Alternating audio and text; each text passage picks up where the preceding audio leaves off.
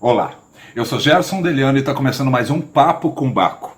E hoje eu tenho o prazer de receber por aqui o Luiz Andreoli, que é escritor, ator, produtor cultural, jornalista e um monte de coisa. E a gente já vai bater um papo, só que antes eu queria que você se inscrevesse no canal, ativasse o sininho para receber as notificações dos vídeos, que são 2 vídeos por semana.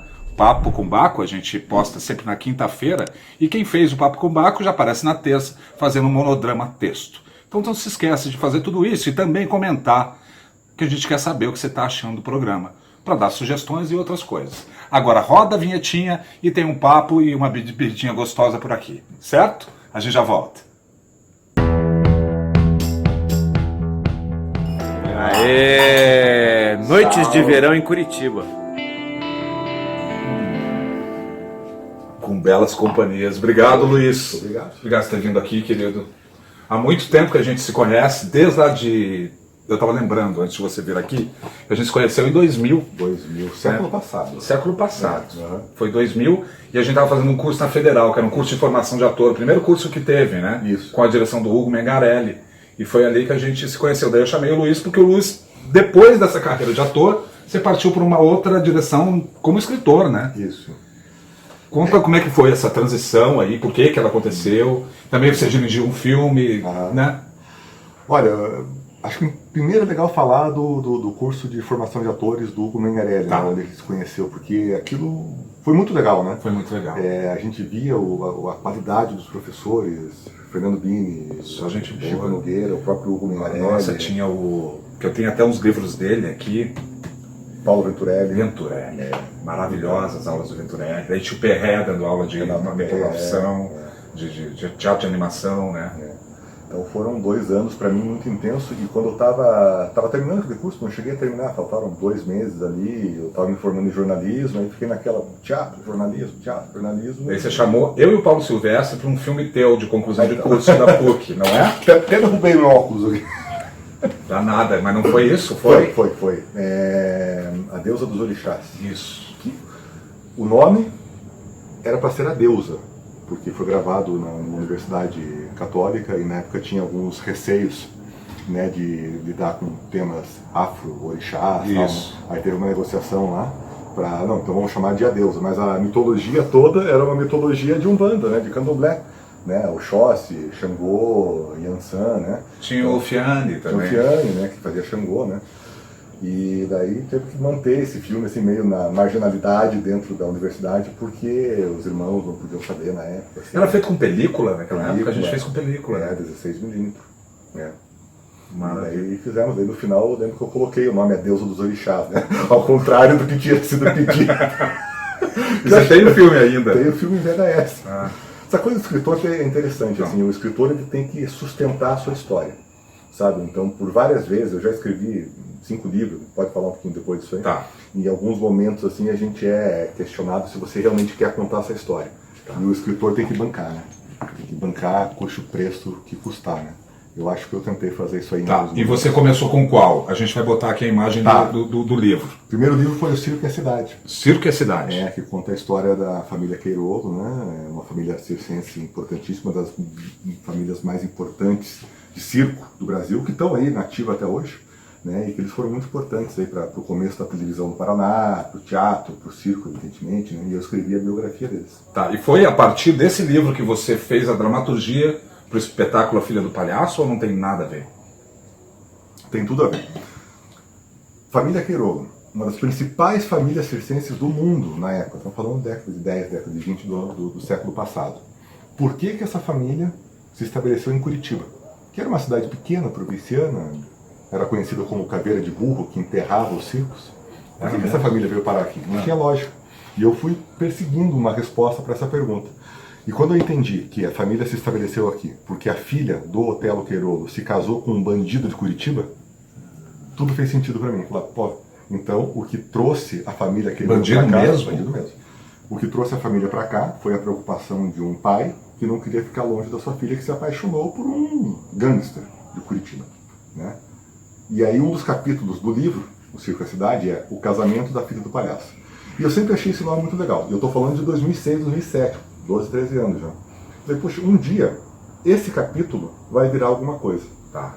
E 10 anos depois virou uma ópera rock, né? Eu peguei aquele capítulo e retrabalhei, Tá. né? E virou esse texto aí que foi premiado como...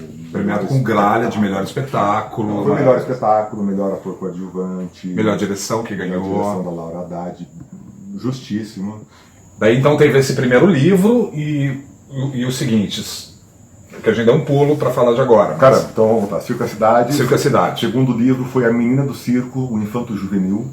Né? A história de um menino da cidade que se apaixona pela trapezista do circo, novamente o universo do circo. Né? Aí o terceiro livro foi O Laçador de Cães. Esse livro foi premiado na seleção nacional por uma editora de São Paulo, a Grua Livros. Tá. Né? Um livro de ficção, minha estreia na ficção mesmo, né?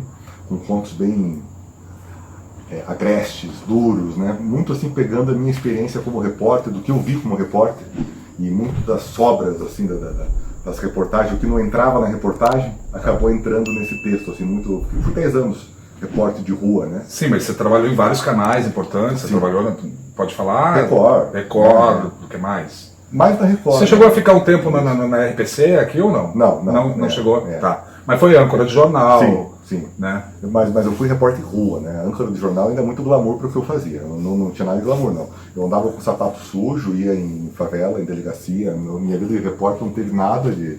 Sabe? Foi muito assim, do dia a dia mesmo, assim, sabe? E me ensinou muito, porque no mesmo dia eu tive a oportunidade de conversar com uma pessoa condenada por homicídio e com o governador do estado.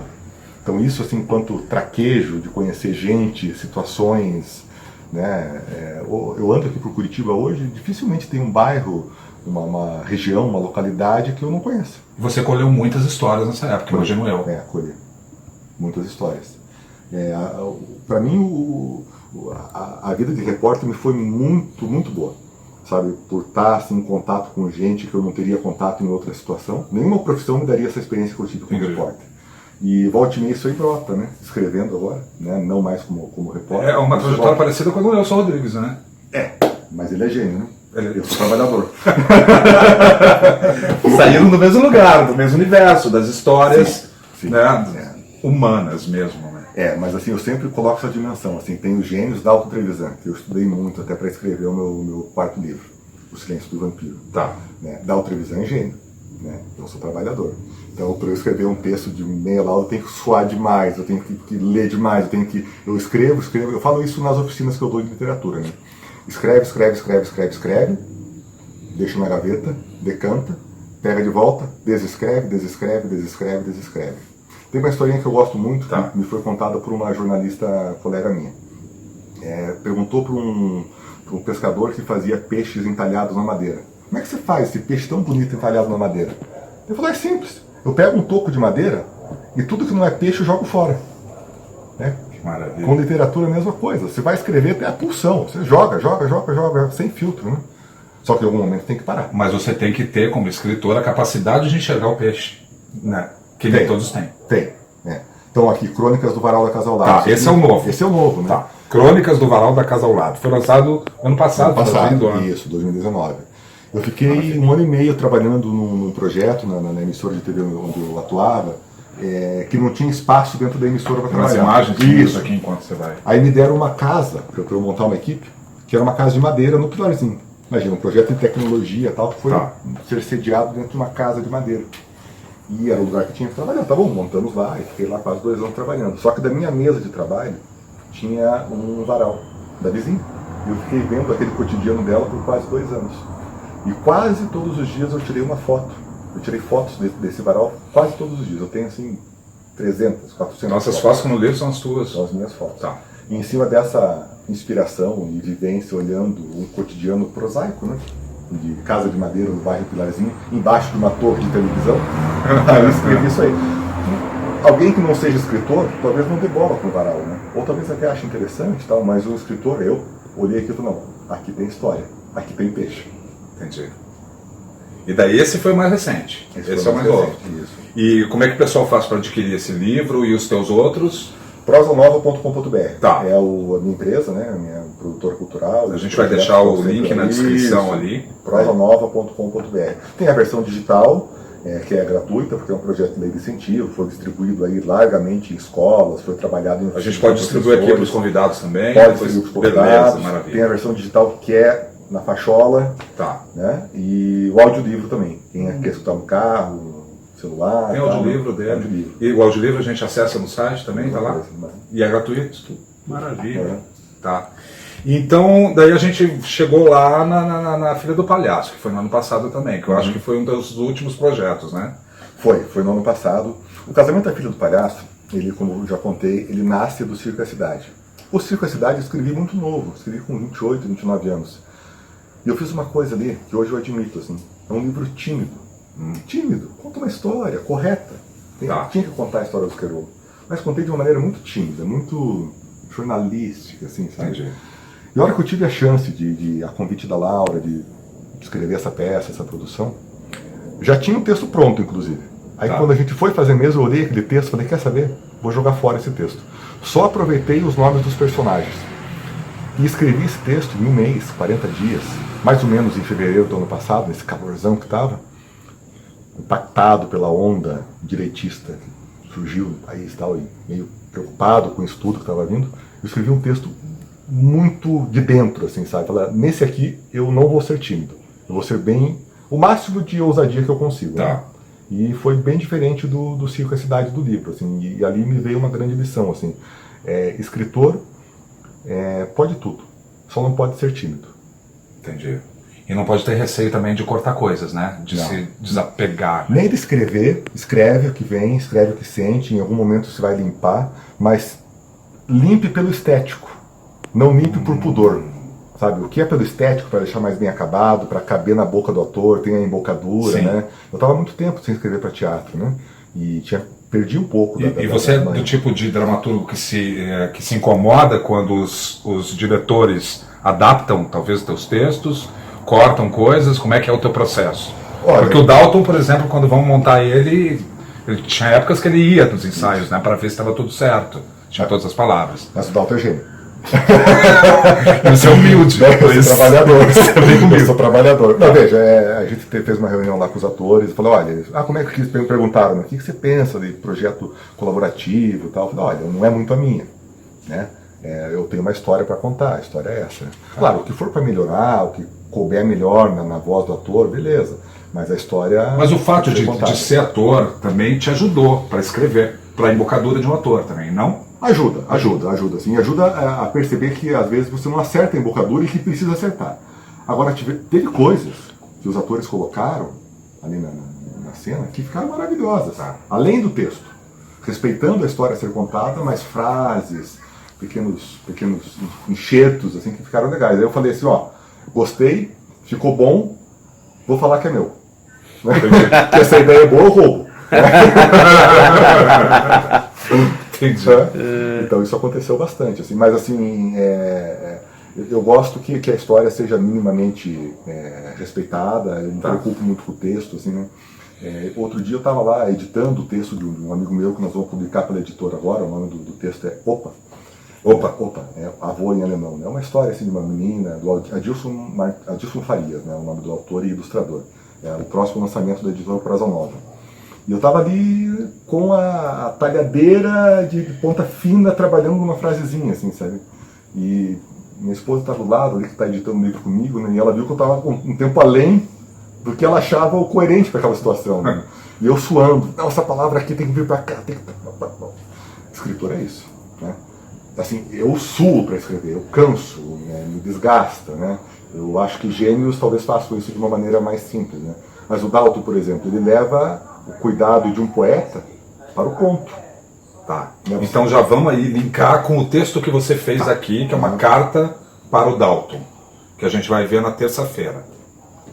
Você me explicou toda a questão e explica para o pessoal então como é que funciona, que você falou da Bíblia dos poetas, né, mais ou menos. Ok, Cartas para um Jovem Poeta, do Rainer Maria Rilke, isso aí todo mundo deve ler, mas os escritores leem, né? Quem começa a escrever, fazer oficina literária, isso é obrigatório ler. Eu brinco assim que é o Stanislavski, né, do autor, né, do escritor. E o Dalton, a gente sabe que ele gosta muito desse autor, desse texto, que é basicamente uma troca de cartas, né, que o Rainer Maria Rilke, poeta famosíssimo, escreve e troca com outro poeta aspirante que lhe pergunta conselhos. Tá. E esse livro são conselhos que ele dá para um jovem poeta. Eu publiquei O Silêncio do Vampiro, que é a minha dissertação de mestrado sobre o Dalton Trevisan. Eu não estudei o que o Dalton escreveu, eu estudei o que o Dalton não escreveu, eu estudei O Silêncio do Vampiro. Tá. Como é que o Dalton consegue tanto falando tão pouco, né? E ao publicar esse livro, é um estudo de mestrado, assim, meio careta em alguns sentidos, mas eu escrevi daí o prefácio do livro, é uma carta que eu mandei pro Dalton. Basicamente eu pedi permissão para ele, Tá. né? Pedi uma benção, né? Entendi. Com licença, estou escrevendo sobre sua obra, quero te falar algumas coisas que eu sinto a respeito dela e tal, né? E o que vocês podem ver aí nesse trechinho que eu fiz, é um trechinho da carta, Tá. que é a carta para um velho vampiro, que ele leu e disse que gostou. Ele leu. Aham. Tá. E ele te respondeu. Daquele jeito Dalton. Como é que é o jeito Dalton? O que ele... Mandou um recado por um amigo, que não sei o que, entendi. que gostou, né? Você já viu ele? Não. Nunca vi, eu estudei Então, gente, é ele, muito né? louco isso. Ele mora em Curitiba, a gente sabe onde ele mora, mas a casa está sempre fechada, né? E ninguém vê o Dalton. E algumas pessoas já vêem, se a gente vê, a gente nem sabe quem é, talvez, né? Não. Eu não sei como é que ele está hoje em dia. Não, também não sei. Tem poucas fotos dele na internet, né? Mas tem poucas, porque em alguns momentos, no comecinho, isso eu pesquisei, na década de 60 ele se deixou ser fotografado e deu algumas poucas entrevistas. Aí depois ele parou de falar com a imprensa. Aí as fotos que vêm são fotos roubadas, né, de pessoas que esperaram na esquina, fotografaram e tal, né? E são fotos que eu não usei no livro, por uma questão ética. Uma coisa meio paparazzi mesmo. Tem né? muito. Né? Na década de 90 teve muito, assim, quando Curitiba tava, aquela coisa da capital de acrílico, né, aquela Curitiba há 300 anos. Isso. Aí entrou-se muito em discussão, seguiam o Dalton na rua, fotografavam, publicavam na Veja, na Folha, não sei o que, né? Eu acho tudo isso aí, nunca gostei dessas fotos e tal, e acho que desrespeita a imagem do vampiro. Para mim, o vampiro é o vampiro do silêncio. Tá. Então o texto que você fez aqui é exatamente a carta. É um trecho da carta. É um trecho, longa, a carta é bem maior do que... Opa. Opa. Está à disposição para quem queira fazer. Você me falou. Bacana, vamos conversar, porque é lindo. Deixa eu aproveitar que a gente está finalizando, te dar um presentinho aqui, que é o novo livro do Paulo Sandrini, da Edições Kafka, que é esse livro aqui, ó. Já leu, conhece? Conheço. Maravilhoso. O Silêncio do Vampiro foi editado pela Kafka. Tá?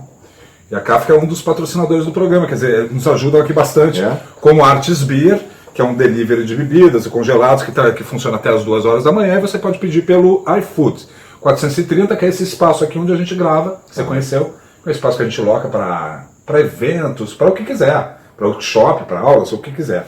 E também tem Strat Comunicação, que finalizam esse programa lá em Porto Alegre pra gente. Os camaradas da música, que estão se reunindo de volta comigo, e a gente está fazendo esse programa aqui. Orlando, de Porto. É Trio do Sul esse programa. Então, né? Então eu vou deixar com você. Muito obrigado, ganhei de presente, já mostrei, mostrando de novo. Tá? Então, procurem lá, vou colocar os linkzinhos aqui para acessar o virtual. prosanova.com.br. Beleza. Obrigado, meu querido. Esquecemos já? Eu acho que não, né? Alguma coisa que você queria falar e deixou de falar? Viva a vida. Viva a vida. Tá? Gente, então tem Luiz Andreoli na terça-feira que vem no Monodrama Texto. Certo? Obrigado. Viva a vida e brinde a vida, porque é passageira, mas é maravilhosa. É isso aí.